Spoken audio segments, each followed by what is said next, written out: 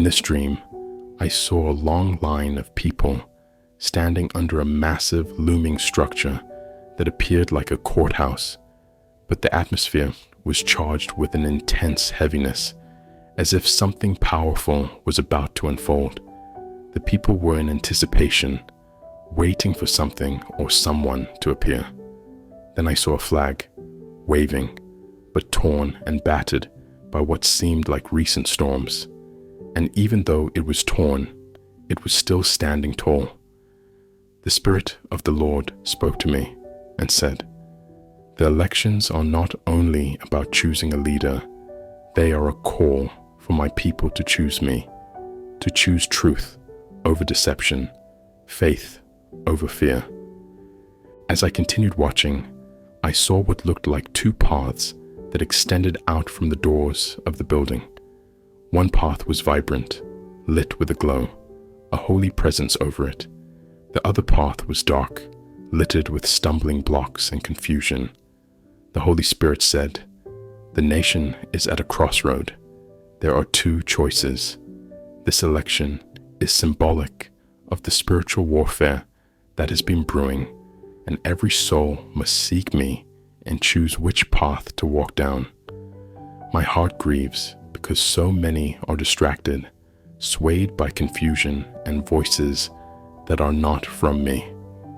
My children are at risk of forgetting that my plans for this nation are not reliant on political powers, but on their hearts turning back to me. Then I saw what looked like scrolls or ancient documents falling down from the heavens, and people reaching up to catch them. As the scrolls opened, words of revelation were released, words of wisdom for the days ahead. I sensed a holy urgency in the Spirit to gather up these words, to capture the insight God was pouring out.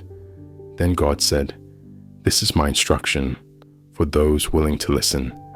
This election season, I will equip those who seek me with clarity beyond the noise, discernment beyond the deception, and strength beyond the opposition. They will be like beacons of light in this dark time." And suddenly, I saw the leaders, the candidates, but as I looked closer, I didn't see just their physical forms. Instead, I saw a representation of what they carried in the Spirit. Some were cloaked in shadows, bearing the weight of hidden agendas and personal motives, while others carried a flame, a small but resolute light of purpose. And I heard the Lord say, "Many who seek to lead do not have a heart for me or my people. They have been driven by their own desires and ambitions. But my remnant, my chosen ones, will see through the facade. They will not be swayed by rhetoric or manipulation. They will hold fast to me, and my Spirit will lead them to choose wisely." Then I saw the people casting their ballots, but it was not just a physical act. It became an act of spiritual alignment. Some people cast their ballots with a spirit of worship and prayer, lifting each vote up as an offering before the Lord. Others were indifferent, distracted, and unaware of the spiritual significance of the act. And the Lord said, "This is not just an election of votes, but an election of the soul, an opportunity for my people to declare their allegiance to truth.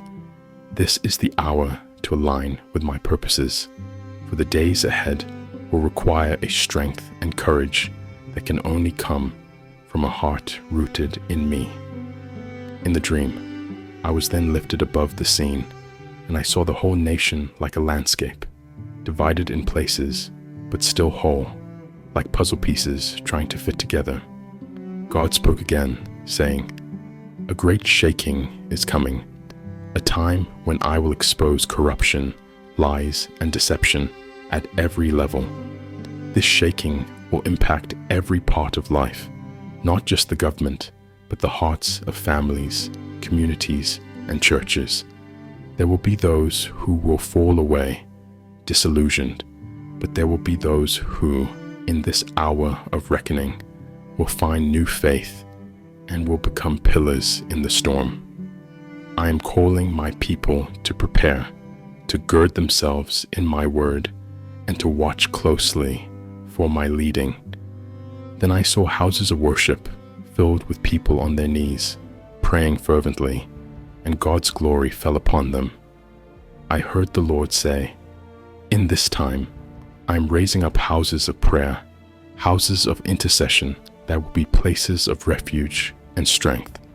This election will shake the nation, but I am establishing houses of prayer and praise where my spirit will dwell, and my people will find peace and direction.